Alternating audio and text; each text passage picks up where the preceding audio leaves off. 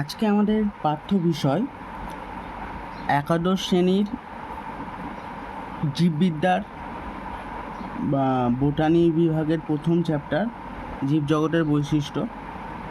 তো এই জীবজগতের বৈশিষ্ট্য যে প্রথম চ্যাপ্টার, সেখানে আমরা পড়ব জীবজগৎ কী। প্রথমেই যেটা আছে সেটা হচ্ছে জীবজগৎ কী। তো জীবজগৎ বলতে আমরা যেটা বুঝি, এটা পুরোটাই এনসিইআরটি বেসড হবে। এনসিইআরটির যে বই আছে সেই এনসিইআরটি বইকে অনুকরণ করে আমি কিন্তু ভিডিওটা বানাচ্ছি। তো জীবজগৎ হচ্ছে আমাদের চারপাশে যে পশু পাখি গাছপালা সব কিছু নিয়ে হচ্ছে পরিবেশ। সব কিছুর সমাবেশে সব কিছুর একত্রিত করে যেটা গঠিত হচ্ছে সেটা হচ্ছে পরিবেশ। এবার সেই পরিবেশের মধ্যে কিছু জড় পদার্থ আর কিছু জীবিত পদার্থ বা কিছু জড় পদার্থ আর কিছু সজীব পদার্থ থাকে। এবার যে জড় পদার্থ তাদের থেকে আমাদের যে জীবিত বা সজীব পদার্থ তাদেরকে আমরা পৃথক করব কিছু বৈশিষ্ট্যের মাধ্যমে। যেমন জড় পদার্থ তারা বংশবিস্তার করতে পারে না, সজীব পদার্থ তারা বংশবিস্তার করতে পারে। 1 নম্বর, জড় পদার্থের বৃদ্ধি ঘটে না, তারা স্থান পরিবর্তন করতে পারে না। কিন্তু আমাদের যে সজীব পদার্থ তাদের বৃদ্ধি ঘটে এবং তারা এক স্থান থেকে অন্য স্থানে স্থান পরিবর্তন করতে পারে। এগুলো বেসিক্যালি পার্থক্য একটা জড় পদার্থ আর একটা সজীব পদার্থের মধ্যে। এবার যে জায়গাটা আসছে সেটা হচ্ছে যে আমাদের যেটা জানতে হবে যে কোন বেসিসে আমি বলবো যে এটা জীব আর কোন বেসিসে বলবো আমি এটা জড়। মানে এমন কিছু বৈশিষ্ট্য যেটা থাকলেই আমি বলবো যে এটা জীব, নয়তো আমি সেটাকে মানবো না যে এটা জীব নয়। ঠিক আছে, এই জিনিসটা আমাদের এনসিইআরটির বইয়ে আছে। একটা সজীব পদার্থের কী হয়, সর্বদা বৃদ্ধি ঘটে। ঠিক আছে, এইখানে এনসিইআরটির বইয়ে একটা প্রশ্ন করেছে যে সজীব পদার্থ মানে কি। সজীব পদার্থ মানে কি, সজীব মানে কি। ঠিক আছে, সজীব আমি কার বেসিসে তাকে সজীব বলছি, তার মধ্যে তো কিছু বৈশিষ্ট্য থাকতে হবে, তবে তো আমি তাকে সজীব বলবো। তো সজীব পদার্থ যে বলবো আমি কিছু বৈশিষ্ট্যের ভিত্তিতে তাকে সজীব পদার্থ বলতে পারি। তাহলে সজীব পদার্থের মধ্যে সবচেয়ে প্রথমে বলো কী কী দেখা যায়। একটা সজীব পদার্থের মধ্যে যেগুলো দেখা যায় সেটা হচ্ছে সজীব পদার্থের বৃদ্ধি ঘটে।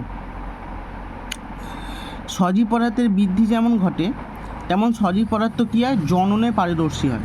তাদের মধ্যে জনন ক্ষমতা কিন্তু আছে। সজীব পদার্থের মধ্যে জনন ক্ষমতা কিন্তু আছে, তো আমি জনন লিখলাম। তারপর হচ্ছে সজীব পদার্থের বৃদ্ধি, সজীব পদার্থের জনন। এবার সজীব পদার্থের দেহে বিপাক ক্রিয়াও কিন্তু ঘটে। তাহলে বিপাক ক্রিয়াও কিন্তু ঘটে। আবার কি ঘটে, সজীব পদার্থ কিন্তু তারা উত্তেজনায় সাড়া দিতে পারে। তাদের উত্তেজনায় সাড়া দেওয়া, যেটা সংবেদনশীলতা বলা হতো, সেটা কিন্তু আছে। বা এটাকে আমি বলবো উত্তেজনায় সাড়া দেওয়াকে আমি যেটা বলবো সেটা হচ্ছে যে উত্তেজকের প্রভাবে কোনো সজীব পদার্থ সর্বদাই কী করে, সাড়া প্রদান করে। ঠিক আছে, তা এটাকে আমি সতর্কতা বলে আমি এটা পয়েন্ট করছি, সতর্কতা।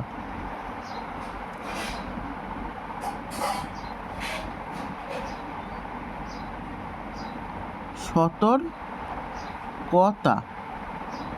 ঠিক আছে, সতর্কতা বলে আমি এটা পয়েন্ট করলাম। তো এই যে জিনিসগুলো হলো, এটা একটা সজীব পদার্থের মধ্যে এইগুলো দেখা যায়। এবার কোন বৈশিষ্ট্যগুলো পুরো একদম খুবই মুখ্য বৈশিষ্ট্য, মানে সেগুলো সব সজীব পদার্থের মধ্যেই দেখা যায়, আর কোনগুলো কিছু কিছুর মধ্যে দেখা যায়, কিছু কিছুর মধ্যে দেখা যায় না। এবার দেখো যে সজীব পদার্থ বৃদ্ধি, যদি আমি বৃদ্ধির কথা বলি, হ্যাঁ, তো সজীব পদার্থের বৃদ্ধি যদি আমি বলি, একটা গাছও সেই সজীব পদার্থ, একটা মানুষও সেটাও সজীব পদার্থ। একটা মানুষ তার বৃদ্ধি তার যে বৃদ্ধি, ঠিক আছে, সেই বৃদ্ধিটা একটা নির্দিষ্ট সময় পর্যন্ত হয়, নির্দিষ্ট সময় পর্যন্ত হয়,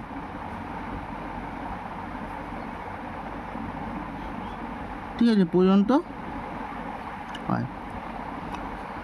মেনলি ওই 25 বছর পর্যন্ত আমরা হাইটে মানে বাড়ে, ঠিক আছে। কিন্তু একটা উদ্ভিদ তার কিন্তু বৃদ্ধি সেটা কি হয়, তার বৃদ্ধি কিন্তু অনির্দিষ্টকাল পর্যন্ত হয়, অনির্দিষ্টকাল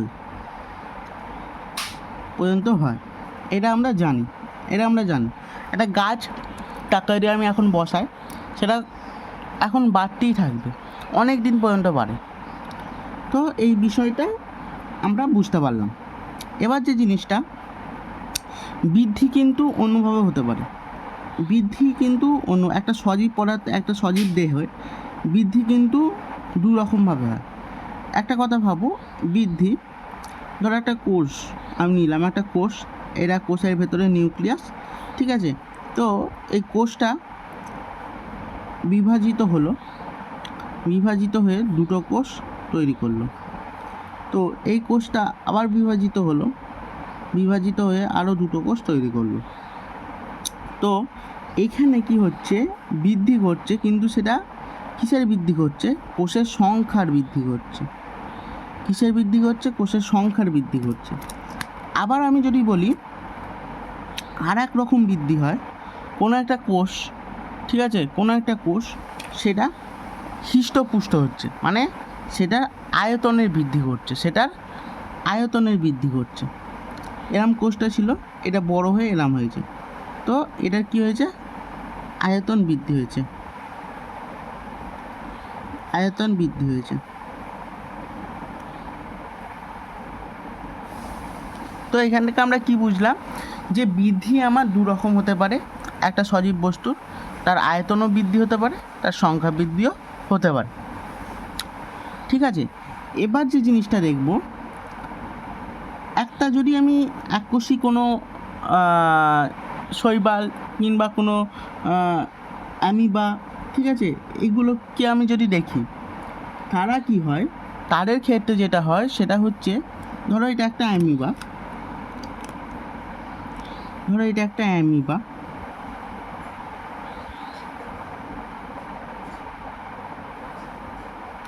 এই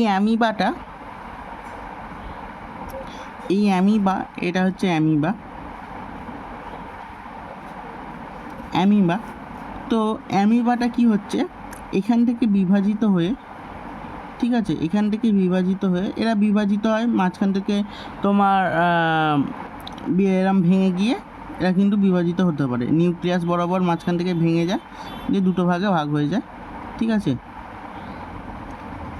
অ্যামাইটোসিস পদ্ধতিতে অ্যামিবার বিভাজন ঘটে, এটা আমরা জানি সবাই। অ্যামাইটোসিস পদ্ধতিতে ক্লাস 10-এ আমরা কোষ বিভাজনের চ্যাপ্টারে পড়ে এসেছি। তো এই একটা অ্যামিবা, দেখো এইখানে কিন্তু অ্যামিবার সংখ্যা কিন্তু বৃদ্ধি পেল পরস্পর। আবার কি হলো, এটা কিন্তু একটা জননও, ঠিক আছে, জননও বলতে পারি, কারণ এখানে এটা হচ্ছে মাতৃ অ্যামিবা, এটা থেকে অপত্য অ্যামিবা কিন্তু এগুলো তৈরি হলো, অপত্য অ্যামিবা তৈরি হলো। অপত্য অ্যামিবা মানে যেগুলো তৈরি হচ্ছে, অপত্য মানে যেগুলো তৈরি হচ্ছে। তো এই ক্ষেত্রে যেটা বুঝলাম আমরা, যে মাতৃ অ্যামিবা থেকে অপত্য অ্যামিবা তৈরি হচ্ছে, ঠিক আছে। তাহলে দেখো, মাতৃ অ্যামিবার কিন্তু মৃত্যু ঘটছে না। এখান থেকে বোঝা যায় যে যারা কোষ বিভাজনের মাধ্যমে বংশবিস্তার করে তাদের কিন্তু মৃত্যু হয় না। এই যে অ্যামিবাটা, মাতৃ অ্যামিবা, সে কিন্তু নিজে ভেঙে গিয়ে তার অপত্য তৈরি করলো, তার মানে তার যে সত্তা সেটা কিন্তু এই অপত্যর মধ্যে আছে, সে নিজে ভেঙে গেছে।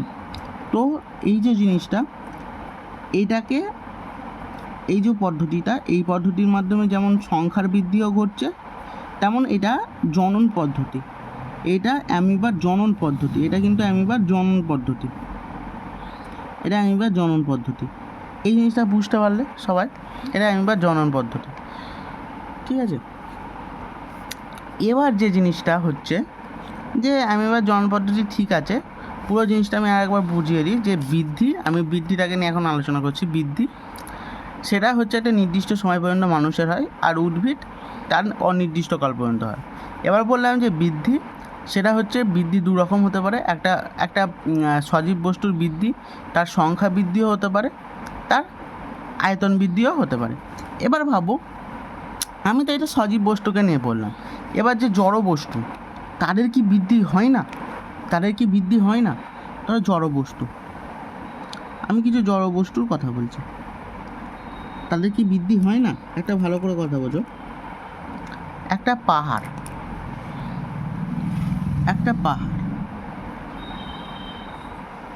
ঠিক আছে, একটা পাহাড়, এই পাহাড়টা আজ এরম হাইটে আছে, ঠিক আছে, কিছুদিন পর মাটি বালি এইসব মানে পড়ে পাহাড়টার আকৃতি বড় হলো, তাহলে এইটাও তো বৃদ্ধি এক প্রকার, এটাও তো এক প্রকার বৃদ্ধি।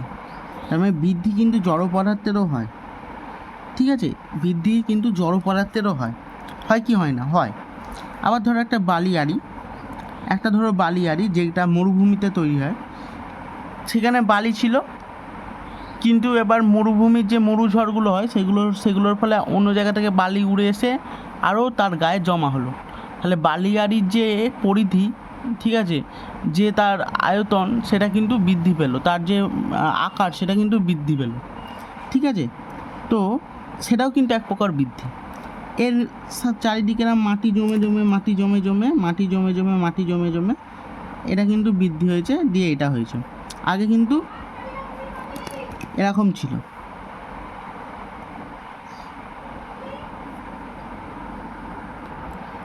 তো বৃদ্ধি এইভাবে ঘটছে। এবার আমাকে যেটা বুঝতে হবে, তার মানে কি বুঝলাম, যে সজীব বস্তুর মধ্যে যেমন বৃদ্ধি ঘটে, জড় বস্তুর মধ্যেও কেমন বৃদ্ধি ঘটে। তো সুতরাং এই যে বৃদ্ধি যে জিনিসটা দিয়ে, বৃদ্ধি যে বৈশিষ্ট্যটা দিয়ে, এটা কিন্তু ঠিকঠাকভাবে সজীব বস্তুকে ডিনোট করা যাচ্ছে না, ঠিকঠাকভাবে সজীব বস্তুকে চিহ্নিত করা যাচ্ছে না।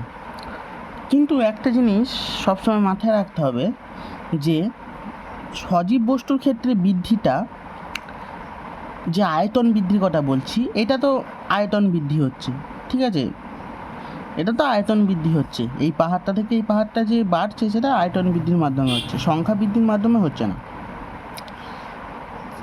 এইখানে তার মানে জড় বস্তুর আয়তন বৃদ্ধিটা হয় বাইরের পৃষ্ঠে, এই যে পাহাড়টার বাইরের পৃষ্ঠে কিন্তু মাটি জমা হয়েছে, যার ফলে এটা স্ফীত হয়ে এই আকৃতি নিয়েছে।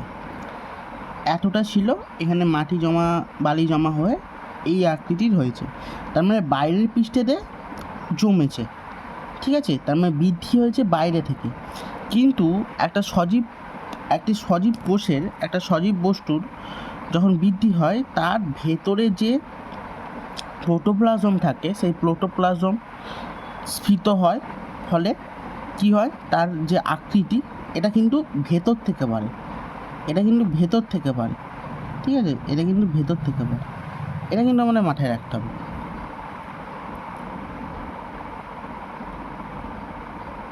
কিন্তু ভেতর থেকে বাড়ে, যার ফলে আকৃতিটা বড় হয়। প্রথমে এরম ছিল, বেড়ে এরম হয়েছে, ভেতর থেকে বৃদ্ধি হচ্ছে। আচ্ছা, এবার একটা জিনিস, যে এইটা একটা ক্লাস 12-এ যে চ্যাপ্টার আছে, জনন চ্যাপ্টার, সেই চ্যাপ্টারে একটা জিনিস আছে, সেটা হচ্ছে যে টেস্ট টিউব বেবি যে জায়গাটা, সেখানে একটা ইন ভিভো আর ইন ভিট্রো দুটো জিনিস আছে। তো এইখানেও সেটা কাজে লাগবে। ইন ভিভো মানে হচ্ছে বাইরে থেকে, বহির্পৃষ্ঠ থেকে বৃদ্ধি ঘটা, এটা ইন ভিভো মানে এটা সবসময়, ইন ভিভো মানে বাইরে থেকে, আর ইন ভিট্রো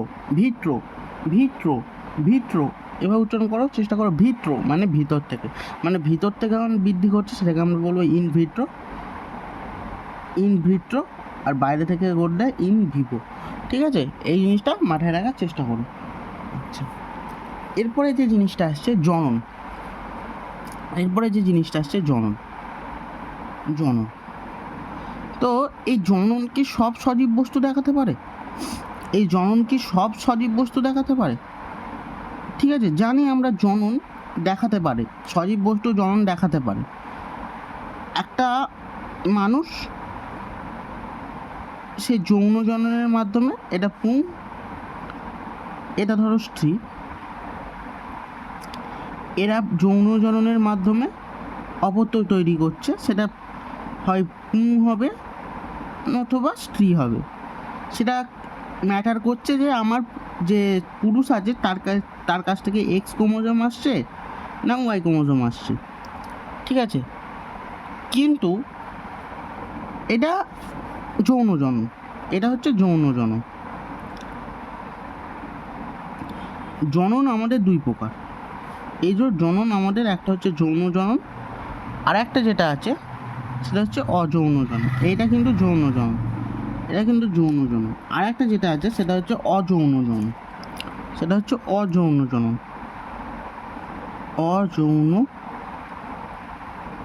জনন। এই জিনিসটা কি? এই জিনিসটা হচ্ছে যেগুলো, দেখো, যৌন জন অযৌন জনের মধ্যে পার্থক্য আমরা সবাই জানি, যে ক্ষেত্রে দুটো যে জানিত্রিক দেহের প্রয়োজন হয়, এক্ষেত্রে একটা হলেই হয়, ঠিক আছে। এই ক্ষেত্রে তোমার হচ্ছে এটা একটু উন্নত, এটা একটু অবনত, এগুলো জানি।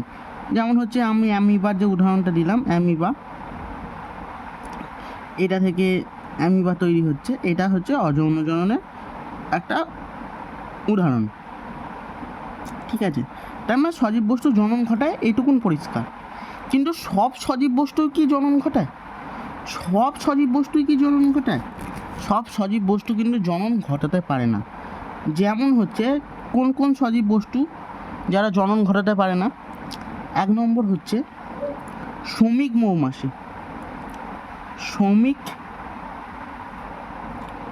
মৌমাছি, এ কিন্তু জনন ঘটাতে পারে না, ঠিক আছে। এটা 1 নম্বর। 2 নম্বর যেটা, সেটা হচ্ছে যে খচ্চর, মানে একটা গাধা আর একটা যদি ঘোড়ার মধ্যে মিলন ঘটানো হয়, তাহলে যে বস্তুটা, যে জন্তুটা তৈরি হবে তাকে আমরা খচ্চর বলি, ঠিক আছে। খচ্চর এ কিন্তু জনন ঘটাতে পারে না, মানে জননে ব্যর্থ। 3 নম্বর হচ্ছে যে যারা মানে বন্ধা,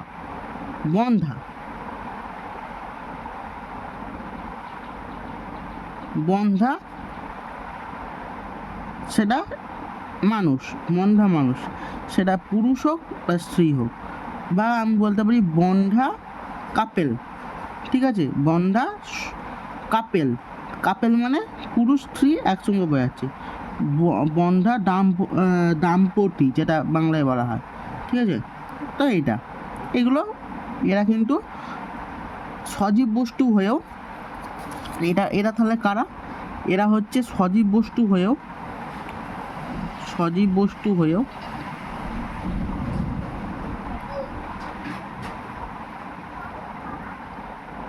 জননে অক্ষম। এই জিনিসটা আমাদেরকে বুঝতে হবে। তাহলে আমরা যেটা জানতে চাইছি যে সজীব বস্তুর কোনটা আমাদের পুরো একদম ঠিকঠাক জিনিস, যেটা দ্বারা আমরা তাকে ডিনোট করতে পারবো, তার কোনটা একদম নির্দিষ্ট, তারই সেই বস্তুটা কোনো জড় বস্তু দেখাবে না। তার মানে এই দুটোই হলো না, বৃদ্ধিও হলো না, জনন হলো না। কারণ জননটা সবার ক্ষেত্রে হয় না, মানে সব সজীব বস্তু জনন দেখাতে পারে না। আবার বৃদ্ধিটা কিছু জড় বস্তুরও বৃদ্ধি ঘটে যাচ্ছে, তাই জন্য এই দুটোই হলো না, ঠিক আছে। এবার যে সতর্কতা, সেটা আমরা বলছি, সতর্কতা বা উত্তেজিতা যে জিনিসটা, সেই জিনিসটা নিয়ে আমরা আলোচনা করছি। এবার দেখো, যে সতর্কতা জিনিসটা, সেটা যদি আমরা বলি,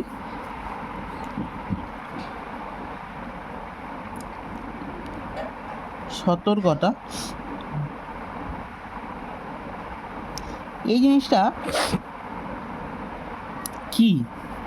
ধরো একটা উদ্দীপক হতে পারে তোমার বন্ধুর চর, ঠিক আছে? ধরো তোমার বন্ধু, তোমার সঙ্গে ঝগড়া হচ্ছে, তোমার বন্ধু তোমাকে একটা ঠাস করে চড় মারলো, তুমি কি করবে? আর্তনাদ করে উঠবে, একটা চিৎকার করে উঠবে, ঠিক আছে? তো এই যে ওটা হচ্ছে উদ্দীপনায় সাড়া দেওয়া, চিৎকার করাটা। আর উদ্দীপক হলো তোমার বন্ধুর চরটা। একটা কেউ রান্না করছে, গরম কোনো থালা, মানে গরম কড়াতে তার হাতটা পড়ে গেছে, বাই এনি চান্স তার হাতটা লেগে গেছে, সে কী করবে? আর্তনাদ করে উঠবে। তো এখানে হচ্ছে গরম যে কড়ার যে উষ্ণতাটা, সেটা হচ্ছে উদ্দীপক, আর উত্তেজনায় সাড়া দেওয়া হচ্ছে তার যে চিৎকার করে ওঠা, তার যে আর্তনাদ করে ওঠা, এটা হচ্ছে উদ্দীপনায় সাড়া দেওয়া। তো আমরা দেখেছি বেশিরভাগ কিন্তু বস্তুই, মানে বেশিরভাগ সজীব বস্তুই তারা কিন্তু উদ্দীপনায় সাড়া দেয়। আর যদি গাছের ক্ষেত্রে বলো, সবচেয়ে ভালো উদাহরণ হচ্ছে লজ্জাবতী। তাছাড়াও বিজ্ঞানী জগদীশচন্দ্র বসু, তিনি কিন্তু পরীক্ষার মাধ্যমে দেখিয়েছিলেন যে গাছকে যদি কোনো বিষাক্ত কেমিক্যাল দ্বারা, ঠিক আছে, আমি যদি তাকে রাখা হয়, তার কিন্তু কম্পনের সৃষ্টি হয় তার মধ্যে, ঠিক আছে? এইগুলো আমরা দেখেছিলাম। তো সতর্কতা যে জিনিসটা, সেটা কিন্তু প্রত্যেকটা সজীব বস্তুর মধ্যেই থাকে। আর এইটা কোনো জড় বস্তু দেখাতে পারে না, সুতরাং এই সতর্কতাটাকে দিয়ে আমরা সজীব বস্তুকে ভালোভাবে ডিনোট করতে পারি, ভালোভাবে আমি চিহ্নিত করতে পারি, ঠিক আছে? আর একটা যে জিনিস সেটা হলো যে আমার কোনো মানুষ, ঠিক আছে, যাদের ব্রেনটা ফেল হয়ে যায়, মানে যাদের ব্রেনের কোনো কন্ট্রোল থাকে না, তারা ব্রেনটা তাদের কাজ করা বন্ধ করে যায়, তাদেরকে আমরা বলি তাদেরকে কুমায় চলে গেছে। তো সেই কুমায় চলে যাওয়া মানুষগুলোর ক্ষেত্রে কিন্তু তাদের যাই করো না কেন, তাদের মধ্যে কিন্তু কোনো উত্তেজনায় সাড়া দেওয়া হবে না। মানে তাদেরকে যদি কেউ চড়ও মারে, সে চুপ করে শুয়ে থাকবে, তাদেরকে কেউ যদি ছ্যাঁকাও দেয়, সে চুপ করে শুয়ে থাকবে।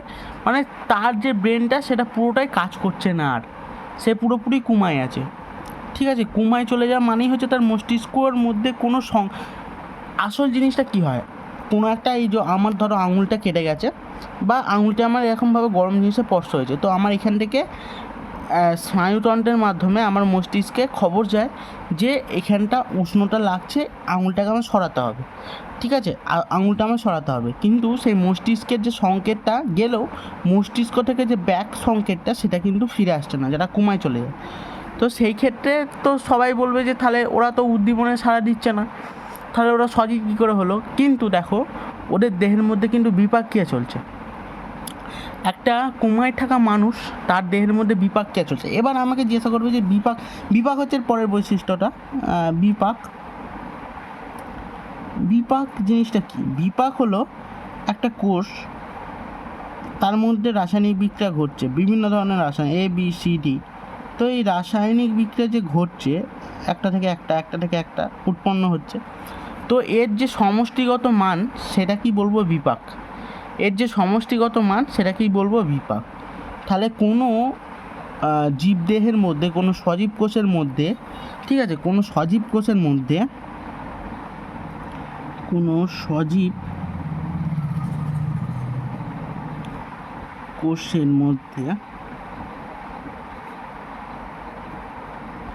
ঠিক আছে, যে রাসায়নিক বিক্রিয়া ঘটে,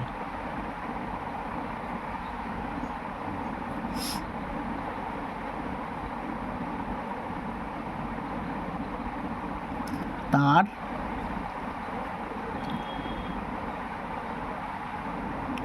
সমষ্টিগত মানকে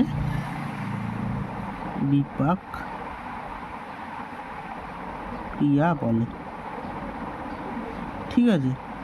এই বিপাক ক্রিয়াও কিন্তু শুধুমাত্র সজীব বস্তুর ক্ষেত্রেই ঘটে। হ্যাঁ, সুতরাং এই বিপাক ক্রিয়াটা এমন একটা জিনিস, সেটা হচ্ছে শুধুমাত্র সেটা সজীব বস্তুর ক্ষেত্রেই ঘটবে। তাহলে আমরা কি বুঝলাম? যে সতর্কতা আর বিপাক ক্রিয়া, এই দুটো যে জিনিস সেটা কিন্তু শুধুমাত্র সজীব বস্তুর ক্ষেত্রে ঘটছে।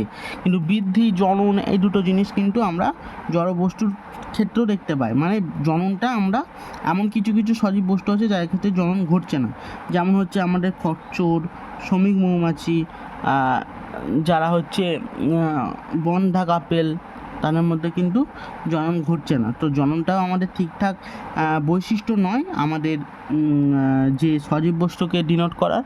আবার হচ্ছে আমার যে বৃদ্ধিটাও কিন্তু সজীব বস্তুকে ডিনোট করার ঠিকঠাক বৈশিষ্ট্য নয়। কিন্তু সতর্কতার বিপাক এটা কিন্তু শুধুমাত্র সজীব বস্তুর ক্ষেত্রেই ঘটে। বিপাক ক্রিয়া কি, যেটা হচ্ছে আমাদের কোনো সজীব কোষের মধ্যে যে রাসায়নিক বিক্রিয়া ঘটে তার সমষ্টিগত মানকেই আমরা বিপাক ক্রিয়া বলবো, ঠিক আছে। আর যে কুমার ব্যাপারটা বললাম, কুমার ব্যাপারটা হচ্ছে ওদের বিপাক ক্রিয়া চলে বলি ওটাকে আমরা সজীব বস্তু বলবো, ঠিক আছে। সে কিন্তু সজীব, সে কিন্তু জড় নয়। এই হচ্ছে ব্যাপার। আজকের ক্লাস এইটুকুই। আশা করছি তোমরা বুঝতে পেরেছো। যদি না বুঝতে পারো আমাকে জানাবে অবশ্যই, আমি চেষ্টা করব তোমাদের না বোঝা জায়গাগুলো আরও ভালো করে বুঝিয়ে দেওয়া। নমস্কার।